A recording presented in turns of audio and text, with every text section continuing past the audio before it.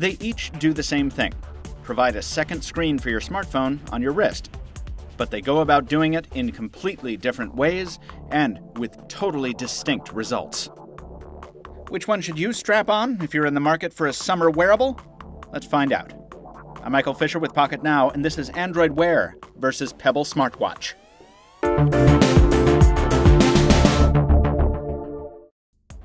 This is more a platform comparison than a device-to-device face-off, so we'll just acknowledge up front that both Pebble and Android Wear offer various hardware incarnations from the budget to the high end, with more coming in the future.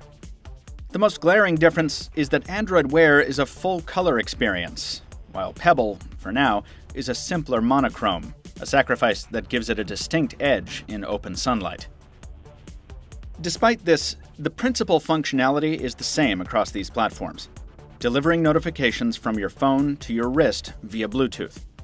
Both Pebble and Android Wear can handle a wide variety of notifications, from SMS to email to third-party apps, and each alerts you to incoming messages via a vibration on your wrist.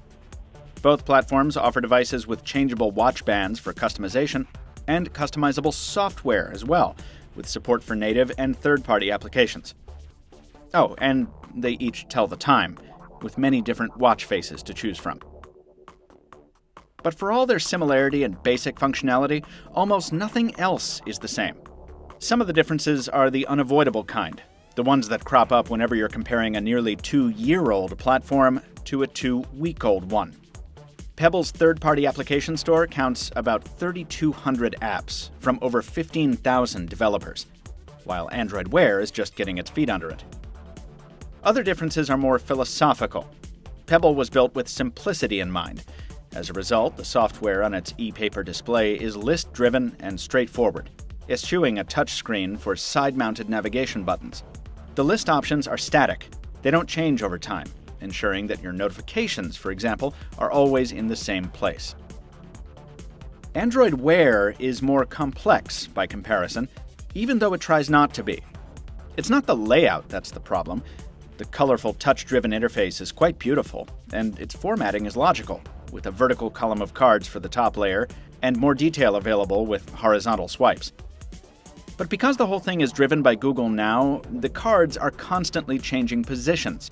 For example, you never know where a Hangout card will be relative to the one that tells you when the next bus is or what the weather's going to be like tomorrow.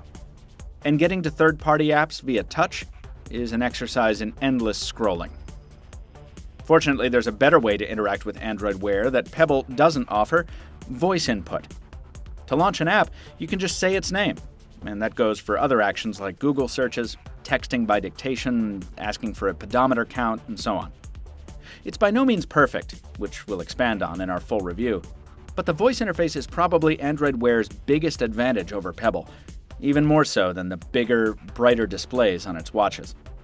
When you can use your wristwatch to literally tell your smartphone what to do without even pressing a button, it's more than just a futuristic party trick. It brings a whole new level of possibility to the role of a smartwatch. Almost everywhere else, Pebble's greater experience and time in grade is clear. The Android watches are supposed to be smart enough to automatically turn the screen on only when you're looking at them, but in practice, they turn on erroneously all the time. With Pebble, you really have to shake it vigorously to get its backlight to turn on, but that's preferable to the annoying fake-outs on Android Wear. This might have something to do with the fact that both current Android watches only last a day or two on a charge, while Pebble can go almost a full week between top-ups. In many ways, the decision here is much the same as any choice between an established product family and a new one. The older Pebble has had more time to get its sea legs, while Android Wear is still a cadet on its shakedown cruise. But there's also a big difference in ambition here. Pebble is a notification accessory that's using third-party apps to expand while still retaining the simplicity that made it attractive in the first place. Android Wear offers more long-term potential with its beefier hardware, and its more complex software allows for more in-depth tweaking, like custom ROMs. But it'll be a long time before it attains the consistent simplicity that Pebble has already achieved.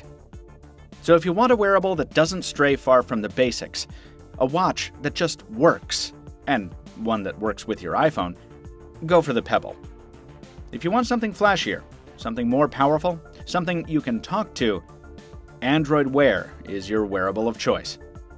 And if you own a Windows phone, well, write a letter to Microsoft, because we're getting impatient too. For more on Android Wear, see our earlier comparison putting the LG G Watch up against the Samsung Gear Live, and stay tuned for our Android Wear review coming soon. Till next time, this has been Michael Fisher with Pocket Now. Thanks for watching, subscribe if you enjoyed the video, and we'll see you next time.